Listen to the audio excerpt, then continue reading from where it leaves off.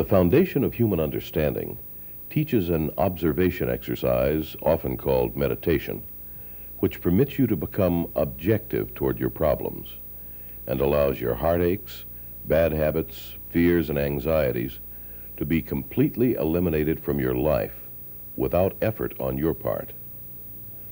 Until you have begun to practice this exercise, much of what you see and hear on the following program may be shocking and upsetting to you. But if you will listen calmly and with an open mind, you may discover the key to the peace of mind and joy for which you've been searching all of your life. And now, from the foundation of human understanding, here is Roy Masters. Hello, welcome once again to the program, How Your Mind Can Keep You Well in a Moment of Truth. The number, if you wish to call, and I hope you do, is 559-3716. There are 3 lines open, and if you want to call the business number during the program, it's 559-3711. I wonder how many calls we have to get the program started. The last few weeks it's been awful slow. Yes. He holds up a sign, and we'll take our first call. Hello, Roy Master speaking. You're on the air. Yes, hello, Roy. Hello. Yes,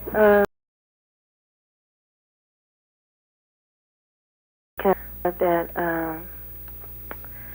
you know, if you can't, like, be patient with your parents and people that you're close to, you can't really expect to deal with people outside. That's the size of it. Okay, so I'm living at home. I'm 20. You see, your parents, the way you react to your parents sets you up to react to other people the same way. Right. Okay, well, I'm living at home with my mother and her husband. My mother and father divorced. And I'm 23 years old. And I have a daughter who's 11 months old. And well, my mother and her husband both are alcoholics. Oh, dear. And so... There's a reason for resentment, isn't there? Yes, but there always is, isn't there? Yes. I mean, you know, you don't have a reason for resentment unless there's something's evil, something's going on that's wrong. Yeah. But that's where you have to learn to be forgiving and understanding and patient. Right. Okay, well, before she's been married, I guess. Otherwise, you know, you'll become like them. Right. And that's how it gets inside you. 3 years. And before she got married, she had a problem. And so I've been dealing with her for a long time. Now it's like I'm dealing with 2 of the same thing. Yes. And I try to be patient and explain to her, tell her what's happening to her, you know, the way she's going down. But she's not listening. Pardon me? She's not listening to you. No.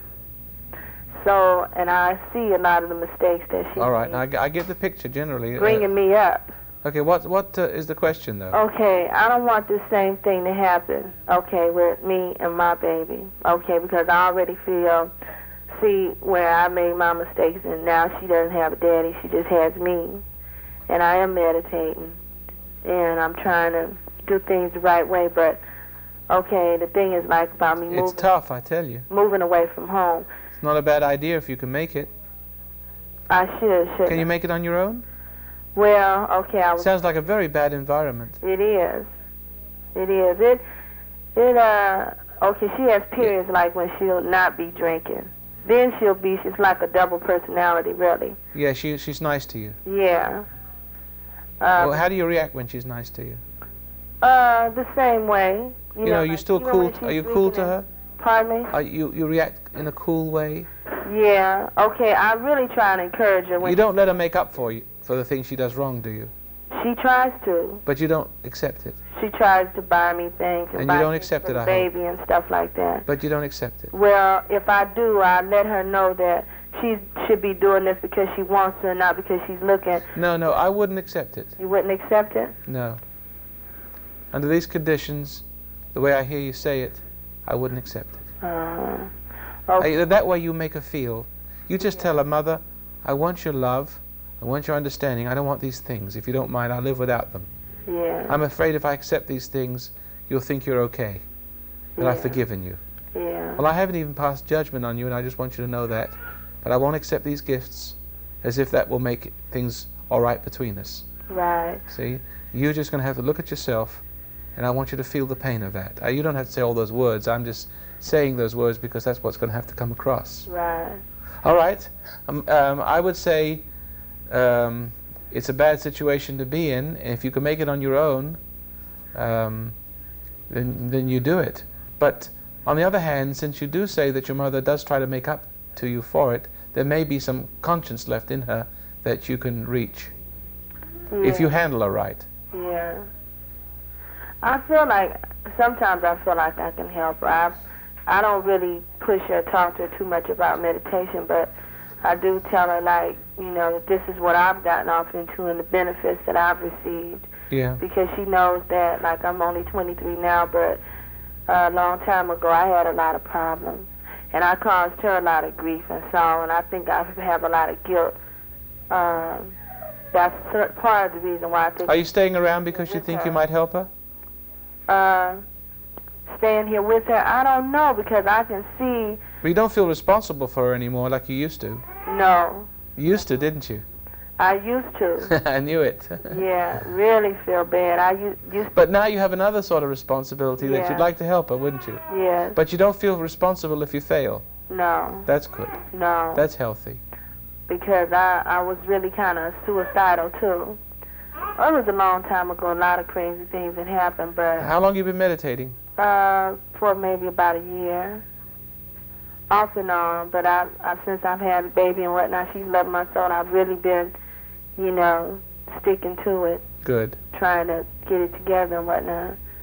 So I'm trying to overcome those guilt and whatnot that I've had toward her. Well, the guilts that have accumulated have mostly because of this love-hate thing that goes between everyone. Yeah. And if you give up the need for love and if you give up the need to hate, And then I can see how you'll be all right. really tried to cripple me in a way, too. Like, always wanting me to be here with her. She doesn't want me to move, never has. And she says that we can stay here with her forever, me and the baby. And, like, I'm the only child. And I wonder why she says that. I don't know. I bet you it's to make you dependent. It is. It is. And, like, I can see now how... So she can so she can make you guilty. Staying here, letting her just do, you know, and never saying, hey, you get up and do it. You get up there, you buy this for yourself, or you know, if I work, if I quit my job, well, that's all right, you know, because I can stay here with Mama and she'll feed me and she'll do this, that, and other, and that's all right. But then, you know, when you start getting older, you have to start depending on yourself for a lot of things, too. And I can see where, but I've come out of a lot of that, too. Well, what I'm saying is that people are sometimes good to you, to spoil you, to weaken you, Yeah. so they can use you in some way. You're handy to have around, Yeah. to take their frustrations out on, to make Yeah. you take the Like guilt. she would, Yeah. her husband doesn't drive, and like she'll sit up and maybe get drunk or something, and then when it's time to take him to work, Isn't that terrible to she hear all that sort of won't be thing? able to do it, and she'll want me to do it. You know, that's a scene. I wonder how many family scenes there are like that in America today.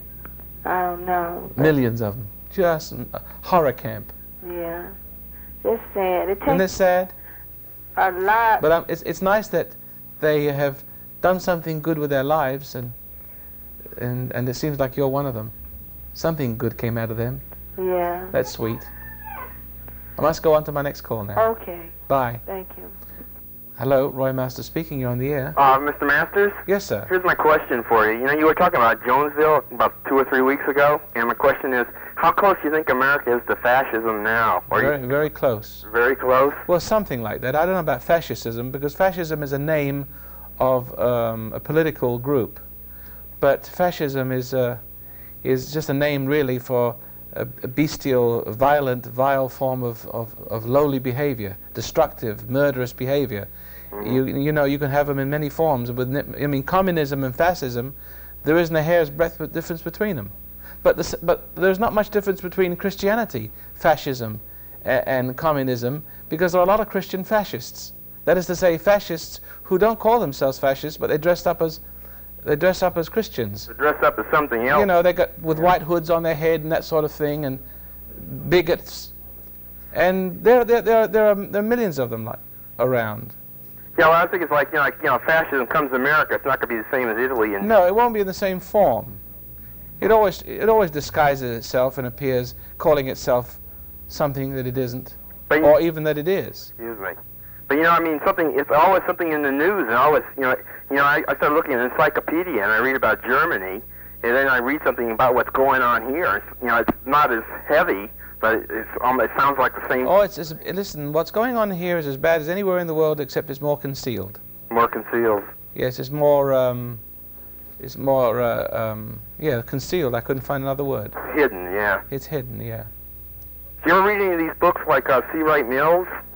I mean, what difference does it make whether people die from, there's thousands of people, millions of people dying from drugs, dying from dope, dying from cigarette smoking. 300,000 people die from cigarette smoking every year. And children being destroyed and battered and scarred for life. And It's pretty, what you're saying is pretty, it's wall-to-wall misery in this country. yeah, I was going to ask you something. But we don't talk about it. See, we don't talk about it really. We conceal it. I want to ask you something here. Did you ever read a book called The Causes of World War III by C. Wright Mills? No. Well, he just he says basically the same thing you say, in your programs. He says it's all just leading up to one big bang, Yeah. So, well, that's my question. All right. Well, I'm sorry I can't give you a brighter answer. Your answer is it's pretty close. All right. Okay. You're welcome. Bye. Bye. All the lines are open if you'd like to call in. And in case anybody who's listening thinks I'm against Christianity or against America, nothing could be further from the truth. But there are a lot of false people around, people who pretend to be patriotic, people who pretend to do the public good, people who pretend to be religious, people who pretend to be lovers, and they're Americans too, you see. And they're Christians, and they're Jewish, or whatever they are, purporting to be religious. But there are a lot of forces in this world that are very destructive. And on this program, we try to unmask those forces and help you to have a consciousness so that you can see through them too and defend yourself against them. Just because someone loves you as you are, tells you how great you are, what great Americans you are, doesn't make them great because they say you great. But most of us are fooled by that. A man can win a public office by telling all of you what he's going to do for you and how great Americans are and how great Christians you are and all that sort of thing. And there's something in that appeal that is something that we have to watch out for. Something deadly in that appeal. So we always tend to love people who love us. A person can't be all that bad if he thinks we're great. You have to watch out for that. It's a deadly, deadly trap. There's something wrong with all of us that is inborn, and it can't resist that sort of appeal. And if we're not careful, we're controlled by it. If you remember Jonestown recently, Mr. Jones, one of the first things he would say when he stood on his pulpit is that I love you all, or God loves you all. It reinforces something very evil in us. And there's something very evil that does the reinforcing. And we become addicted, dependent on hearing that in one form or another. And we'll give our lives for it. That's just one of those principles I'm trying to expose on the program. In order to see things as they really are, you have to have a certain frame of mind. Because you see, we go through life and in every turn of the way there's someone trying to deceive us, someone pulling a fast one, as they say. Someone trying to take advantage of us, trying to steal our substance. Some force that may pretend good or public good. And if you don't understand, what's being done, little by little your substance is eaten away, your freedoms are lost. You lose control over your emotions, your life, your children. And the program here, every day we try to expose these forces and expose the weaknesses in you that these forces, these people forces operating through people, really, reach these weaknesses, and they reach you through a weakness. And if you listen very carefully, you'll see what your weakness is. It's no use just understanding what these people are up to, or forces operating through people. It is very important, though, that you understand your weakness. It is as important, more important, to understand what your weakness is. So if I criticize you, if I hurl a lot of criticism at you, it's not out of contempt for Christianity or Americans. I think good people, people of good faith, can bear constructive criticism. We can take constructive criticism because it is only through us seeing each other's weaknesses and understanding them and having the strength to speak up about them and not playing this game of footsie, you know, you support me, I support you sort of thing that I described. It's only by being very forthright and being critical in a loving sort of way that we can survive those other guys. So bear with me then. Now we'll take our next call. Hello? This is Roy Master speaking. Hello, Roy. Yes. Yes, I just started going back to college night school, and I've been meditating for a couple of years, and I've been out of college for a while, and like just last night, I couldn't believe the atmosphere there. In college? Yeah, the effects of knowledge on people. It's like they're just asleep, you know, and I want to learn to trade and everything, and there's just no life. Well, they're asleep in one way and awake in another. Well, the effect of knowledge, you know, and I just, like, you know, look in the faces, the spirit, it's just, you know, there's just no life there. And well, I wouldn't send my kids to college. Well, I'd like to learn to trade, and it's just not nowadays anyway. They'd have to get their education some other way. But college is a big trap. Yeah, you know, den of iniquity. It's a harsh reality because I'd like to learn trade, and yeah, and I want and the things they're teaching. I mean, as far as for the trade itself, the knowledge isn't bad, but it's just the atmosphere there. I understand that. And it's just, even though if you're strong, though, if you're strong, and you want to learn whatever it is you want to learn, you can survive that, all right, and pick up the knowledge you want and disregard the atmosphere. There's no reason why you shouldn't do it. Yeah, that's just it. I feel a conflict of being in that atmosphere, but you live in that atmosphere. As you walk out in the street and you get in the bus, yeah. You go to the movies, you go in the grocery store, that atmosphere pervades everywhere. That's true, but you can't get away from it. That's true, but when you're actually sitting with a bunch of people and they're just, I mean, you're actually in the... I don't see where you can really escape it. No, I guess you can't. Except my emphasis would be I wouldn't send my children to college, yeah, you know, away somewhere. Right.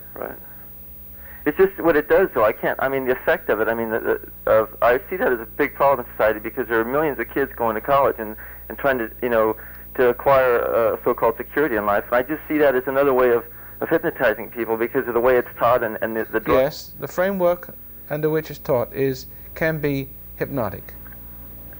Yeah, I think you would think the administrators brainwashing would start asking questions like, you know, what, there must be a better way, but it continues and gets worse, and that's the amazing thing about it. That is the way of the world. I mean, if things are going wrong, you got to ask the question, what's happening here, and make a change. Anybody who asks questions is considered crazy. Anybody who questions the system is crazy. Anybody who calls someone crazy, he's made to doubt himself, and that's the end of him. Yeah, well, he ends up in the nut house somewhere. Anyone who calls someone crazy for questioning what's wrong is a crazy one. Oh well, that's the truth. Yeah. I question everybody. Yeah, well, you have to. And to remain with that good, healthy attitude of questioning is the means of your survival. It's really something because when you start questioning how the expressions, I mean, last time I asked a simple question in class about the direction of towards we're going, and it's like the question is so simple and so unintellectual that it's like you can feel the tenseness from just that. Let me give the phone number because we are short of calls. 559-3716. It's getting closer to my vacation time. Fishing time's calling. I can't fish for people, I'll have to fish for fish. I gotta fish for something, it's in my blood. It's more bait. Yes. All right. I just want to say one last thing. I heard you once, this man was called you and he asked you about whether we're going to actually have a fight between good people and evil people, and on the front line, so to speak. And you said, yeah, and you were going to be in the front line. One of these days, I hope. Yeah, I just want you to know I'll be there too. Thank you. Okay, goodbye. Thank you. 559-3716. Okay, we'll take our next call. Saved by the gong. Hello, Roy Master speaking. Hi. Hi. This morning you said that you shouldn't trust anyone. And Yes. I was wondering if there's a difference.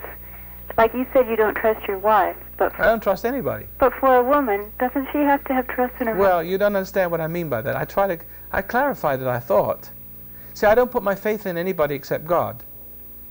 If you put your faith in somebody and put total faith in them, what you do is you give them power, an unholy sort of power. And you put a lot of burden on them, a lot of responsibility on them that they're not able to cope with. And they're most likely to do you a great deal of harm because of it, punish you, hurt you through it. Okay, but then... But that's not really love for other humans. To love people like you should love God, to trust them like you should trust Him, will be your downfall. Isn't there a time like a daughter has to trust her father and a wife has to trust her Yeah, but she has to trust herself more than her father. And I have to trust me more than I trust her. I mean, we live and die alone. Really. Yeah. But And we have to, and the good Lord is our shepherd, isn't He? And He gives us a light, a guidance, an understanding concerning things. And one of the things that He gives me, one of the understandings that He gives me is this understanding concerning people, that you can't put faith in people. Now, I want you, you only have one faith to put into something or other. And that one faith, if misplaced, spells disaster. You can't put your faith in people. You can't put your faith in governments. Your faith should be in what you know is right in your heart. Now, to the degree that I know what faith is in my own heart, now I can trust Gene Takamine with so much responsibility. But I won't give him more than he can handle. Okay, See? And then Diane Masters, I give her a job, but I know just how far she's capable of doing things, but I'm still watching. In my relationship, in all of your relationships, you have to watch, because people tend to be tempted by trust. See? They can't help themselves. It's their nature. A little bit of trust you give them, there's the temptation to take advantage of it until they're mature, and you're going to have to keep on checking them and rechecking them. You just can't turn your back and say, I have complete faith in you, you will not do me any harm, I love you, and will walk away and expect the best, because you're going to find yourself ruined. And you'll destroy them too. You have to watch, not blindly give your faith to people. So, As they make mistakes, you catch them. And you keep making those corrections. To give trust to a person it's like giving them a carte blanche. It's tempting them. You're really tempting them to power. And they hate you for it. They may love you for it, because they love the power you give them. And many people will play little mind games with you. They'll be loyal, they'll be friendly, they will do good things for you. So you should have faith in them, so that when you put faith in them, they take over. well, really, They take advantage. my question is, though, in a marriage, like How my well-being and my son's well-being depends on my husband. What was that again? My well-being and my son's well-being depends on my husband. Well, not necessarily, but Well, I mean, it seems like it does. Like if we're following him, and he does the wrong thing. well, supposing you follow him, he does the wrong thing. Would you continue to follow him? But how can you have a marriage if you're not following your husband? Well, but if your husband is wrong, will you follow him? No, but But if you put all the faith in your husband that he's right, you'll always follow him right into the ditch, won't you? It's the same with the president, or same with anybody you care to think of. If you if you put all your faith in the doctor, and if he's wrong, how would you see that you were wrong? How would you see that he was wrong? How would you see that both of you were going in the wrong direction if all of your faith is there? You have no checks and balances, do you? You just always have a reserve. Ah, that reserve is what I'm talking about. You have faith in yourself, and then when you see your husband is doing the right things, you follow. When you see he's doing the wrong thing by that faith in yourself, you don't follow. You say, hey husband, you're not doing the right thing. So if he makes a correction, and you see that he's doing the right thing and he's being a good man and discharging his duties, then you go along with that too, because that matches what you know is right in your heart. You must always have faith in what you know is right in your heart, and everything matches that. So if they do the right thing, you will know that it's the right thing because you have faith in yourself to see that. If you know that they're doing the wrong thing, you know that they're doing the wrong thing because you have faith in yourself that tells you that.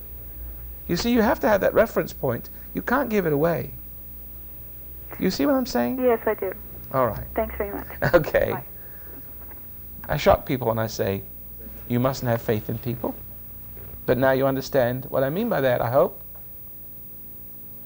Hope the Los Angeles Times doesn't pick up on this. No telling what they do with it. Okay. 559-3716. And I think we have some more callers, don't we, Jean? Okay, we'll take our next call.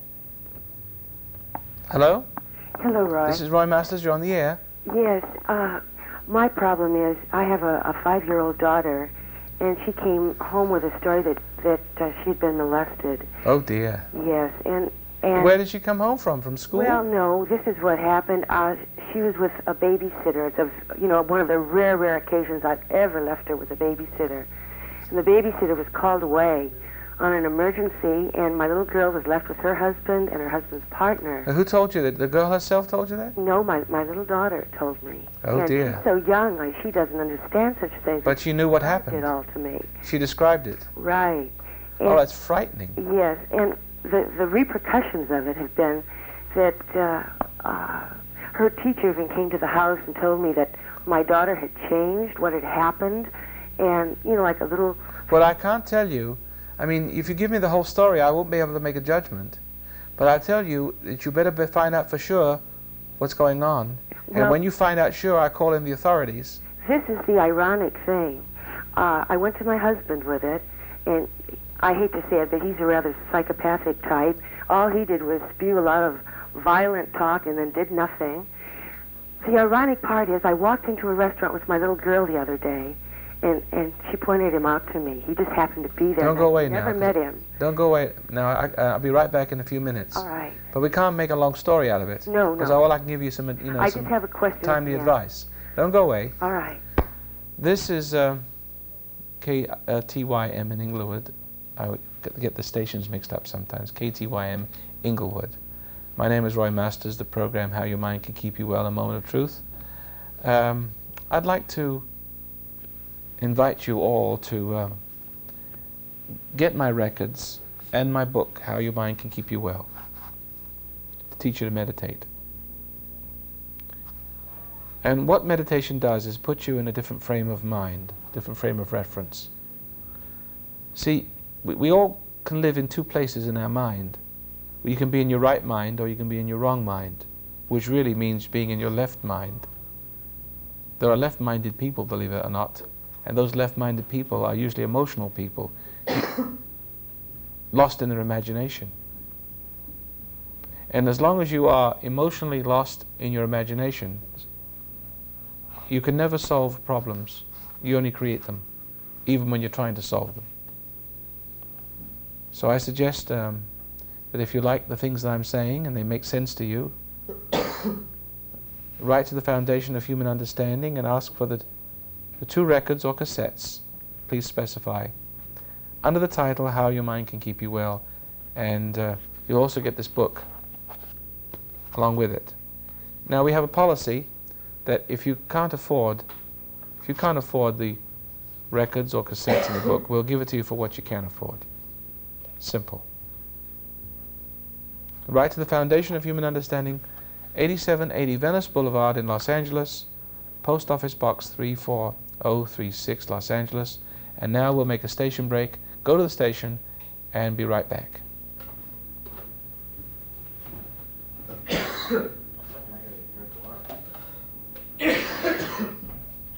Sounds like we've got one of our crew dying. Yeah. His past is catching up with him.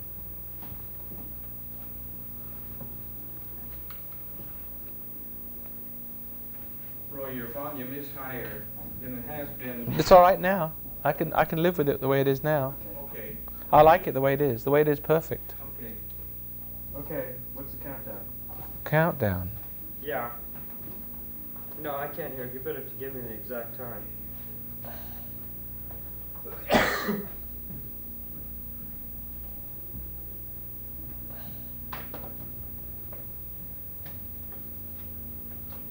Do you have any calls? Okay. Okay,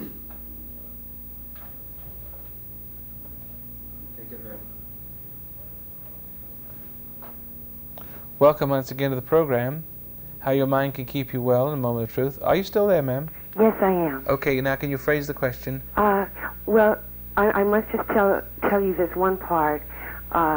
When she pointed out this boy, I was in a quandary. I didn't know what to do, how to deal with the situation. And there were a couple of people standing there, and I said, you know, I'm in such a quandary. My little girl has just pointed out somebody that has molested her, and I don't know quite how to deal with it. And they said, what do you mean molested her? And I told them the story. The man looked at me and he said, I'm that boy's father. And the woman said, I'm his mother. And I had no idea What was that again? speaking to. I related the story to Yeah. total strangers, Yeah. and they told me that they were this boy's mother and father. Oh, wow. I mean, it was like I'd been led to this spot in time and space for this thing to, you know, for something to happen. And Yeah, that reminds me of an old Dutch joke that does. It's terrible. There's a woman sitting in a bus, and they see this boy with a huge watermelon head. It was a huge head. And she says, look at that boy with a watermelon head, to her friend. She says, I know it's my son. She says, well, that suits him pretty well, though. yeah. So, Well, my question is, when the woman, I saw them go through so many changes, all the way from being shaken to being angry to not knowing what to do, and they got their son and they left immediately. of course, I understand that She gave me reaction. her business card and said to call. Now, in the meantime, I've talked to my little girl's godfather. He said, Sandy, just stay out of it. Well, let's not get into, forgive me, I don't like to waste words. Well, my question. You're either going to do something about it. My question is, he wants to just take the card, have attorneys deal with it, and for me to stay out of it completely. I I can't should give go you to the- advice on that. And I'm saying that boy has to be stopped. should I go to the parents myself? I can't tell you. Somebody has to do something. Yeah. Well, you see, For the love of your child, even for the love of that boy. right. I felt their pain, you see, and Well, of course you do. because I have a grown son myself, and if somebody had told me that, I would be shaken. But my thing is, It may be enough. You may have done enough already. You were talking about attorneys saying that forget them, Well, stand up and talk for yourself. I'm gonna have a lawsuit against, if I can, against maybe the Los Angeles Times, another newspaper up north, for writing some pretty horrible things which are not true about me. Yes. And of course I will give that to the attorney to do, and then I can do my work. I'll let the system, destroy itself if I can. Yes. And it's not the same thing. I'm speaking about if I was accused of something that I wouldn't depend on the attorney to defend me if I was accused of a crime. I would stand up for myself, being innocent. I'm not about to commit any crimes that I know of. And I would take my chances. I wouldn't want the system to defend me. Right. I wouldn't want it. I'd rather do that myself. Yes. I am very. I'm. But that's two different things. I would tend to be soft, and my heart goes. I would like to harass those people who wrote these articles about me, yes. And I am not going to let them get away with it if I can help it. Right. So my quandary is to whether to confront it myself or let the Godfather just handle it all. Well, I don't know. Somebody has to do something. Right. All right? That's all I can felt tell like you. I was just led to it. Coming We've from- got to stand up against these intrusions, these invasions, these dastardly things that happen to us and ours. That's right. And I you know just can't sit back and take it. It has disturbed my little girl. That's what law is for, really. In her childhood- Law is not only to protect the criminal, it's also to protect the innocent. And that's what it was originally meant for, although it works the other way around now, Yes, I see which that. is the downfall of the country one day, if Well, we don't straighten that I out. listen to your show twice a day, and I'm, you know, I think very, very highly of you. Thank you. And Must go now. all right. Bye. Goodbye. Thank No you. more bouquets. Pardon? I said no more bouquets. We got to go now. All right. Thank you. Bye. Yes, as those bad people get into power, they become attorneys and judges and lawmakers. And I mean, it's a bad lawmaker that wants to make. I mean, you're really a sick lawmaker that wants to make marijuana legal. They shouldn't have even made cigarettes legal. See what happens? Now thousands of people dying from cancer every year. 300,000 people dying from cancer. That's just from cancer. What about the other diseases they don't talk about that are linked to smoking? So bad people get in power and they make laws for their own kind. And they let the bad guys off the hook and punish the good guys. We've got to do something about that. Or suffer. One of the best ways, of course, is learn not to fall into the trap of law. Now, one of the best ways in the world is not to get entangled with it in the first place. Live a pure, simple, honest, decent life so that you don't, do something silly. And you get caught up in the mercy of the court, because there is no mercy there.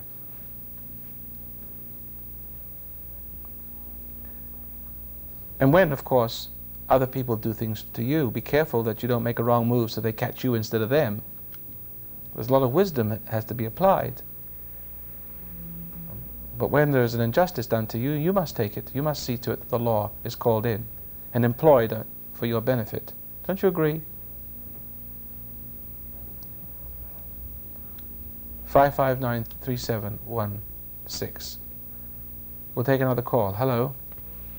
This is Roy Master speaking. Hello, Roy. My name is Steve. Yes, Steve. I'd like to know some information about charismatic churches and your opinion on it. There are a sick lot. I know, because I used to be involved in one. And it was pretty scary. It's kind of hard for me to... How did you get out? Huh? How did you get out? Listening to my program?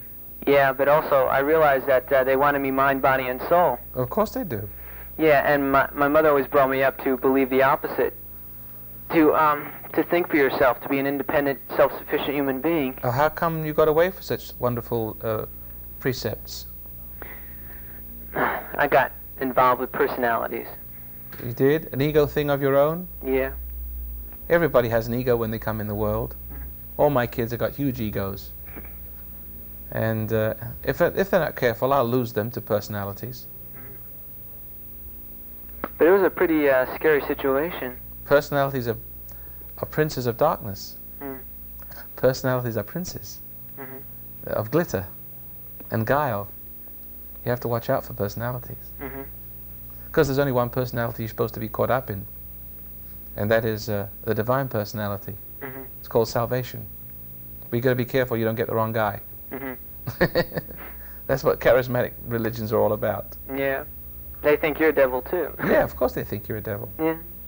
Everybody calls each other devils. You don't know who the devil is anymore after a while. Yeah. He's clever. But you can tell by looking at them, in their eyes. It's like Of they're caught course. up in a trance or something. Yeah, that's right. You can tell it. They look at you lovingly, sort of adoringly. You can tell it the patronizing tone of the voice, right? Yeah. That's how they get you. And then when they get you, and you want to try to get out, they make Then you can see the wrath that's behind it, the rage, the evil that's behind it. It's true. But it was really pretty scary. And I remember when I went to the church, it seemed okay, like they were quoting from the Bible, and everything seemed pretty good, except like there was one point of the service when you had to bow down, and they wanted somebody to be born again. You know what I mean? Yeah. Like, so we had to bow our heads or something, and then they try to coax somebody to go into the room to be born again. And then while your head was bowed down, you felt the impression that everybody was looking at you. You know what I mean? Well, I don't know about that aspect of it, but I know the whole ball of wax isn't very kosher. Yeah. and that we ought to not be caught up in such emotionalism. Mm-hmm. That the whole thrust of true religion is anti-emotion. Mm-hmm. Not that you suppress emotion, but the calmer you become, the less you react to the world around you, the less vulnerable you are to temptations and deception. Mm-hmm. See that the deceiver is very dramatic, very theatrical, Mm-hmm. to arouse emotions, and that way he can induce any kind of thought that suits him. Mm-hmm. Any kind of delusion of grandeur, delusion of salvation. He can make you think you're saved just as easy. He can make you think you're Napoleon. Yeah. Yeah, it's pretty scary. Very scary. That's why I advocate people that should be calm and cool and not upset, not resentful, and just watch the tricks that are being employed upon you, and then they expose themselves by the fact that you can see them pulling those tricks, Mm-hmm. not being involved with it, you see. Yeah. And then they see you're watching them and they get upset. Mm-hmm. And that's the end of them. And you can tell that they use emotionalism. I mean, like I also remember when they brought you inside a room, they want you to picture Jesus, being crucified or something. Yes. And that kind of induces somebody to be very hypnotic state.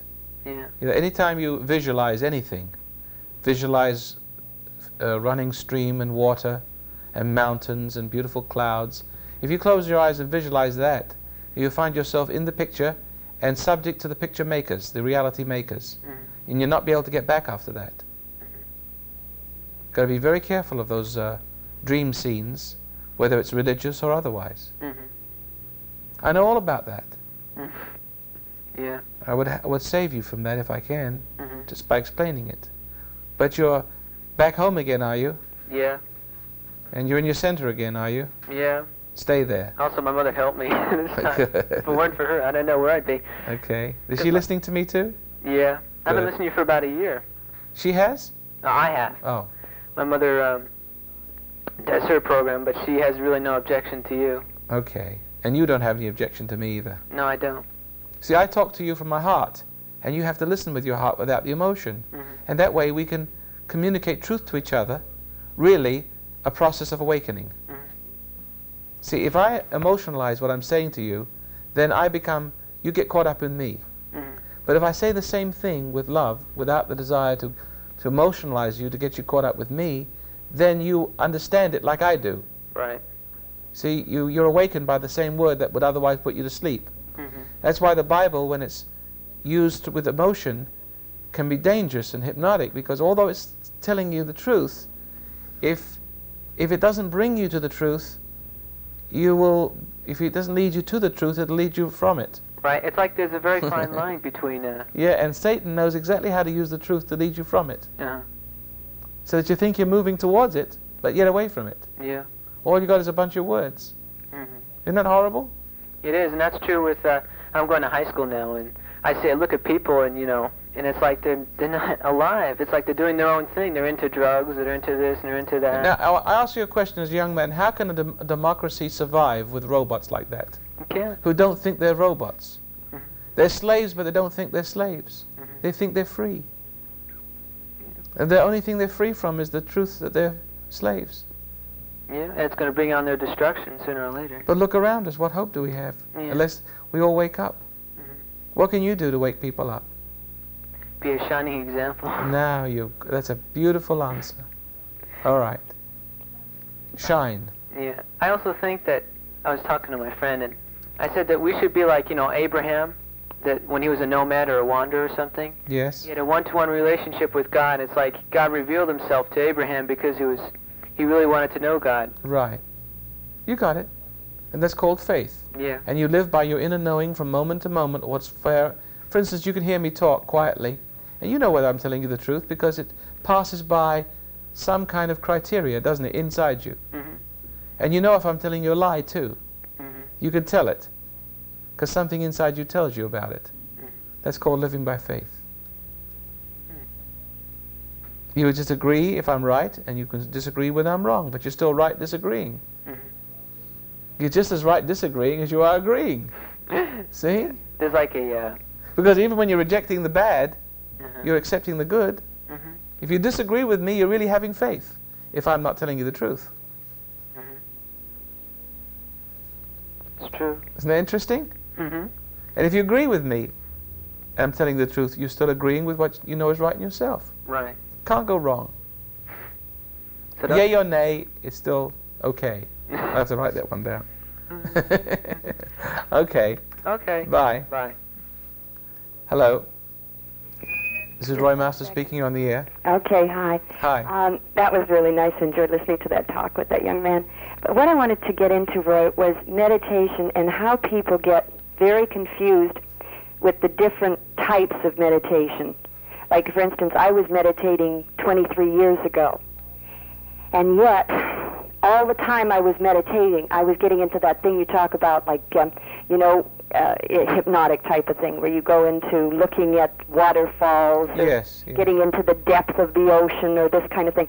And what I found was I felt better, but what I wasn't was any better. No, that's true, because you feel better because you can't see that you're worse. Exactly.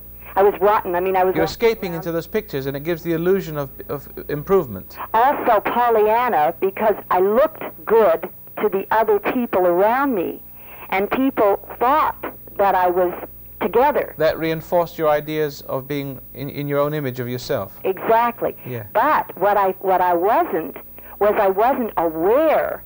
I was very judgmental. I was very emotional and vain and egotistical. I was all of these things, but no one ever told me that they were wrong. Ah, Not but one. everybody played along with that. Exactly. Everybody played along with it, and even when I would go to church. There's a lot to gain. He says there's a lot to gain by enhancing that state in you. Exactly. And so then when I heard your program, it was like I always knew the truth, but hearing what you were saying just hit me like It woke you up. just woke me up. That's what I'm trying to do. Exactly. And that's the difference between meditation. That's why it's so important. I don't even know how, you can... I think you said it pretty well. Yeah? Came across fine to me. Good.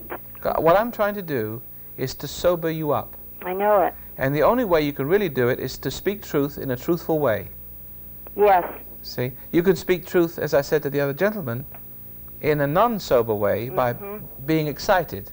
That's right. If you look at Channel 40 and you watch how these preachers, how they excite the people emotionally. It's so ugly. I can't believe Well, it. that is hypnotic. That is I know. that should be banned because it's the practice of hypnosis. It's ugly. It's just... Rabble-rousing, it should be banned because it's the practice of hypnosis.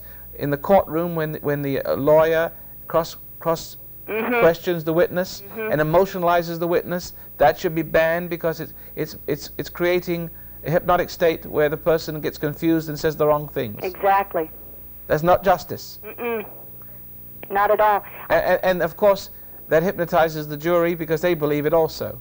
Because if you have an emotional appeal to the jury, then the jury will believe the one who can appeal to him the best, who's the best at that sort of hypnotic game. There can be no justice where there's an environment of emotionality. Absolutely. You agree with that? Oh, absolutely. 100%. It's just that once you start to meditate, now meditate, I got to qualify, the proper meditation, the looking at, the seeing, becoming awake, big difference, right? Yes. Than the sleeping, hypnotic type of meditation. Well, there are two kinds of consciousness. Yes. You fall asleep in your imagination, and of course you fall asleep and awaken in your imagination. You fall asleep to truth. Or you fall asleep to your imagination and awaken to truth. Follow that? They're two different lifestyles. I know.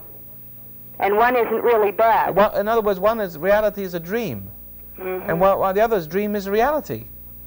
And once once you're seduced into this dream world of your imagination by promises, by glory, by greed, greed. see, then you can't get back out, and then you can't tell what's being done to you. I know. And everything that happens to you reinforces the state. Well, I was talking to someone the other day, the people in the white outfits. Oh yeah, with the funny hoods over their face. Well, I've been talking to a number of these people over the, last 6 months. You have? Just talking to them, finding out, more and more, and sort of getting into discussing with them about their meditation and so on. And when I first talked to them, it was really interesting because I thought that they really had it. And what I got... No, the people with the white... You're talking about the Ku Klux Klan? Oh, no. Well, that's what I thought you were talking about. No. They're called Sikhs. Sikhs? And they wear white turbans. Sikhs and you will find. Sikhs and you will find, right. And what they do is it's all rote. I saw that. It doesn't mean that they're not doing what's right, but it's again not coming from deep understanding. That's right. Zen is very similar. Yes, it's very rigid. You learn everything you should discover, and it feels like you're discovering. Yes, exactly. But when it's an egotistical discipline, like yoga. That's exactly what it is. It is yoga. It's called Kundalini yoga, and it takes them to a state of where they really think they've got it. But it's so close, it's so similar. But I can tell that it's... I know, but there's remember, we're dealing with illusion and reality, and they're sometimes so close. If you have no discernment, you can't tell one from the other. I know. But if you can't tell one from the other, it's too bad for you, because it's the good Lord that gives you understanding of the difference, and that understanding saves you. That's the thing that gets me, Roy, though, is that I think in terms of myself, and I really did feel for so many years that I was a seeker. Obviously, I wasn't truly seeking with a pure motivation. Well, sounds like you are now. Yes, I am now. I must go now. Okay, fine. Thank you so much. Bye. Bye-bye. Hello, Roy Master speaking. Oh, well, I could have kept on a little longer. What a shame. 559-3716. All the lines are open. I have another book in my hand called Sex, Sin, and Salvation. And this book was written many, many years ago. But it's really, it's been revised. We'd had some more chapters added to the back of it. But it has a picture. The front picture is like a family album. And, with a black background and the borders with a little corner holders for the print. And it's a picture of two pigs in a pigsty with their heads sticking out of the door. And it's a big fat pig, and there's a small little pig next to it. Guess who's the mother? Who's the woman and who's the man? The big one is the woman and the small one's the man. He got shriveled up. He got sucked in, lost all his substance to the woman. And this pigsty situation is depicted as the lot of man and woman today. So marriage is just a big pigsty. Who said something about the Marvin family? So I heard somebody say something about that just now. Anyway, that's the way it is. Most homes are jungles or pigsties, and something that's supposed to be so beautiful degenerates to become like this is really a terrible thing, and it can be avoided if you have understanding, if you know what love is and you don't associate sex with love. Most of us do, you see. The movies, the television, the media, every idiot's caught up with it. They all think that sex is love, and it isn't.